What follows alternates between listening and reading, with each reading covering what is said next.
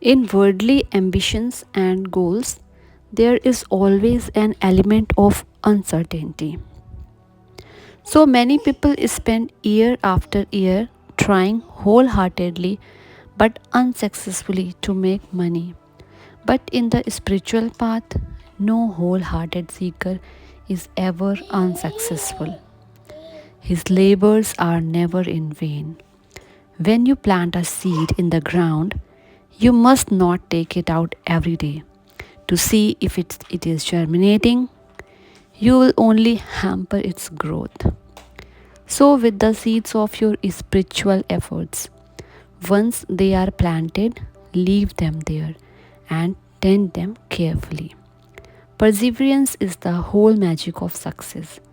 We must believe against all seeming odds that God will come. Even an agnostic who perseveres in the search for God will ultimately find Him. Without perseverance and unquenchable enthusiasm, nothing can be gained. If the Lord responded easily and openly to the devotees' efforts and prayers for divine illumination, all men would immediately seek God, not for love of Him, but for the illimitable rewards. We put forth our hands to receive God's gifts of life and sun and food and all other things He bestows on us. But even as we receive them, we are unmindful of the giver. If you have lovingly given presents to someone and then find out that person never thinks of you, how hurt you feel? God feels that way too. Every day we use His gift of sight to see the world. We accept God's gifts of thought and reason, but we are oblivious of Him. If God is ever a beggar, it is to ask your love. He is continuously pursuing you. God coaxes you through the words of the saints. Do not ignore Him. Those who don't meditate regularly and deeply are restless wherever they go and give up their search after a short effort. But if you make a greater effort day by day, the ability to go deep will come. Soon, surprisingly, little effort will be needed. Great happiness comes to the seeker who is steadfast. Remember, it is the naughty baby who gets the mother's attention. The easily pacified infant is soon satisfied with toys, worldly attachments, achievements. But the naughty baby wants the mother only and goes on crying until she comes. Cry until the Divine Mother comes.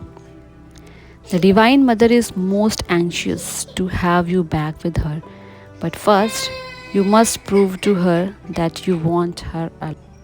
You must cry urgently and unceasingly, then she smiles and is with you instantly. Divine Spirit has no partiality. The Mother loves all, but you must appreciate her love and must respond to her love. I see the effect on people who have gained a little human love or a little money, how happy they are. But if they could see what strength, what happiness, and what love is in the Divine Mother, they would fly away from all else. You cannot summon God by a little cry. It must be unceasing and not quelled by toys of money, fame, and human love.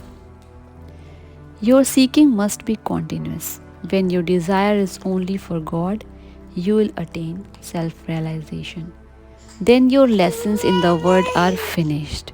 You are filled even more with the joy of the infinite. Remember, it is not what you hear that redeems you, but what you do with what you hear. I don't want people to think that they can attain self realization simply by listening to others or by reading books. They must practice what they need, read, and hear. Many hear what they should do, but few act upon it. Don't paralyze your determination. When you know a thing is right, why shouldn't you go after it? Why shouldn't you cry for the Lord until the skies are shaken with your prayers? Remember, as long as you are making the effort, God will never let you down. Jai Guru.